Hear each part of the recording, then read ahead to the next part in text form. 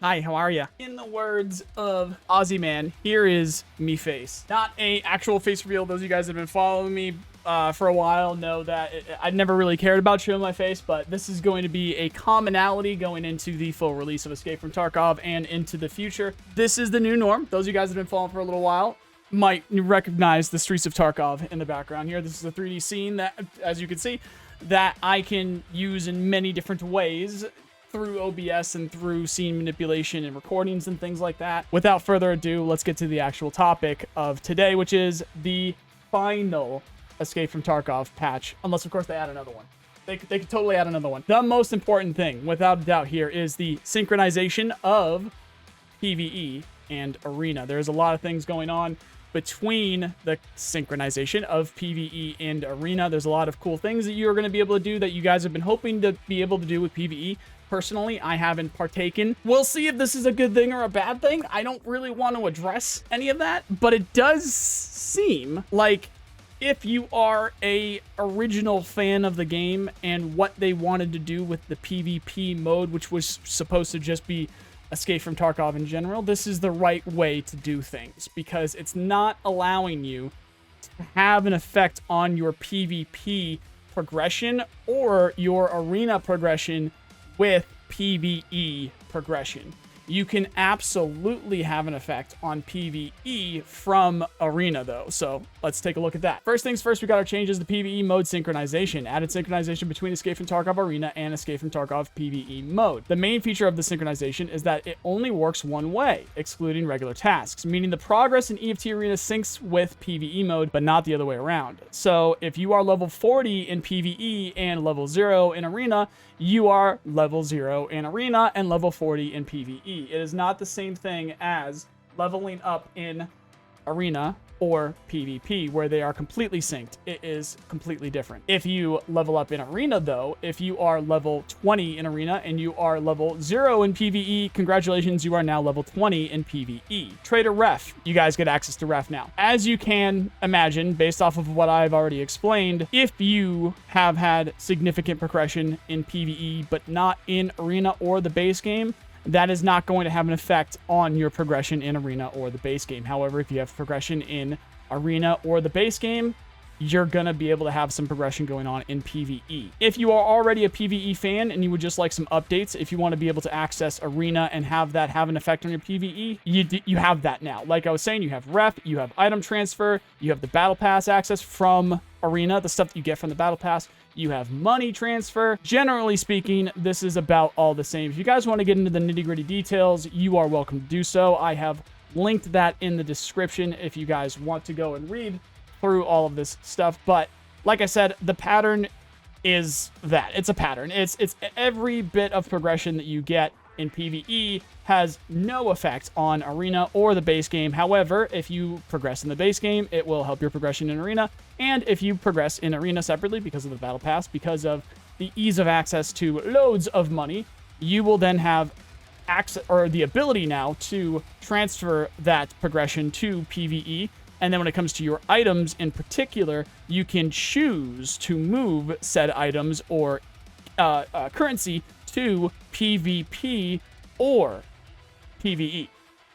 So that will be interesting. Again, the clothing, because of the cosmetics involved, I will address that one separately.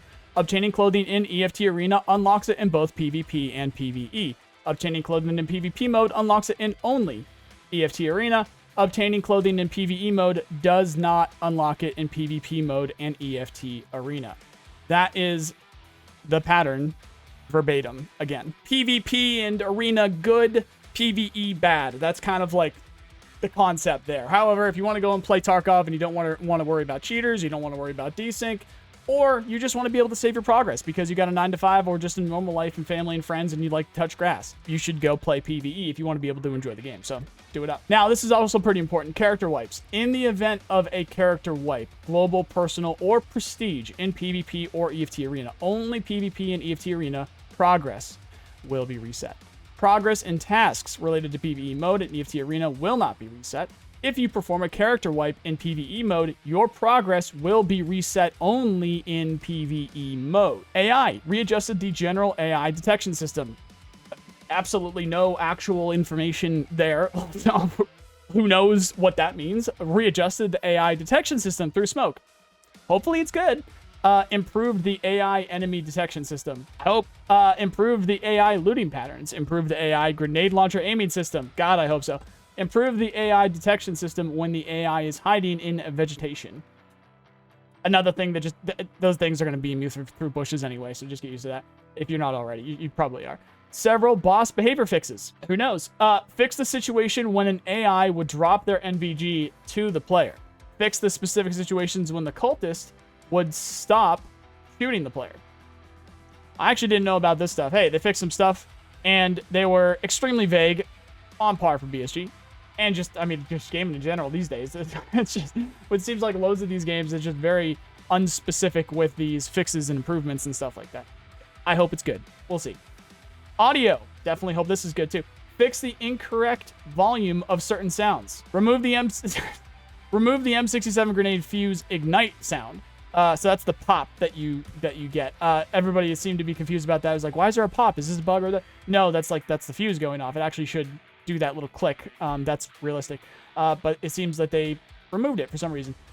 Fixed several issues with sound occlusion on Streets of Tarkov and Customs. I hope so. Added noise canceling and microphone sensitivity options for voice chat. Fixed the issues with short clicks and sound artifacts when using VoIP. Fixed the issue with players still heading VoIP after disabling it.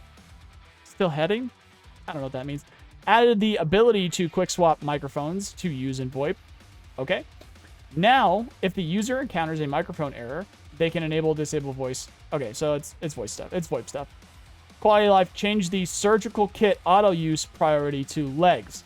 That is interesting. I mean, it seems like we would always like hotkey that stuff or just manually move it. But not too shabby. Not too shabby. Because you're probably going to want to fix your legs. Although, if you do have a stomach problem and you're sitting there going, you're probably going to want to fix your stomach too, so that the dude around the corner doesn't know exactly where you are, but maybe that's just me. New balancing changes to the hardcore wipe mechanics. The good stuff. Returned access to the flea market at level 35 with the ability to place one found and raid item at a time. The flea is back. Level 35, you're good to go. Reverted the trader prices to the values before the hardcore wipe. Reverted the scav cooldown to the values before the hardcore wipe. Return the missing trade offers at Therapist Loyalty level 4. Return the ability to insure items at Prapper and Therapist, and disabled insurance at Fence. For the most part, we're back. For the most part, it's back before, along with the updates that we got during that update for the hardcore wipe itself. Fixes numerous visual issues. Incorrect culling. Okay, fix the ability to use gestures while jumping to gain an advantage. Fix the character behavior when attempting to equip a grenade while using the bipod. Fix the in-raid compass interaction. Fix the incorrect Glock 18C recoil. Fix the ability to add incompatible attachments on an equipped weapon. Fix the issue with max level skills not leveling correctly after using a stimulant. Fixed several visual issues with hideout zones. Fix the ammo used and overall accuracy. Explosive visuals, yeah. Fix the cause of error 228 when auto-sorting stash in certain cases. That used to pop up a whole bunch. We'll see if that actually still continues to happen. What you may or may not have noticed at this point is we are at the end of the patch notes, and there is no mention of an event. Now, when they do these special events, like this one is assumed to be because of the cult symbol that they had originally on the actual roadmap, if this is still a cult-related event, then that makes it a particularly special event, on top of the fact that this is, according to them, the last update before the full release of Escape from Tarkov. If this is a cult event, if this is a special event, if this is associated with all of the things that we are seeing Nikita post on his Twitter lately with these little updates and these little videos of them shooting live action stuff and papers on the floor that we're pretty sure is associated with the campaign, by the way. However, if it is associated with some kind of in-game event, which happens to have a cult symbol next to it in the month of August, with the patch number being 0.16.9, with this being 0.16.9 patch upload, I am going to assume there is an event that is happening at some point in the next 24 hours and or starting at some point in the next 24 hours, and it is going to be special in some way, shape, or form. We have absolutely no information on what that might look like, what that might well, when that might start, and exactly on par for Escape from Tarkov. Would expect nothing less. Stay tuned for some kind of what I would assume be some kind of trailer that they're just gonna like hot drop like minutes before, or rather after the patch actually goes live. Potentially, as long as they want to make sure, or if they're doing this, what I would consider the right way is to make sure that the patch is live and actually stable. It's like good to go. Then they have it go off. Otherwise, guys, welcome to the new norm. We'll see if I can improve the lighting here. I don't know how much that's going to pick up with the green and whatnot. I can probably improve that a little bit. And I might even go, maybe I'm going to be standing out there at some point and we can do the background a little bit better. Either way, this is the new norm. Thank you guys very much for being here. Thank you for the support. And well, to support, continue supporting what I do, click all the buttons on the screen or come by a stream. Otherwise, thank you very much for watching. Hope you have a nice day. See you guys.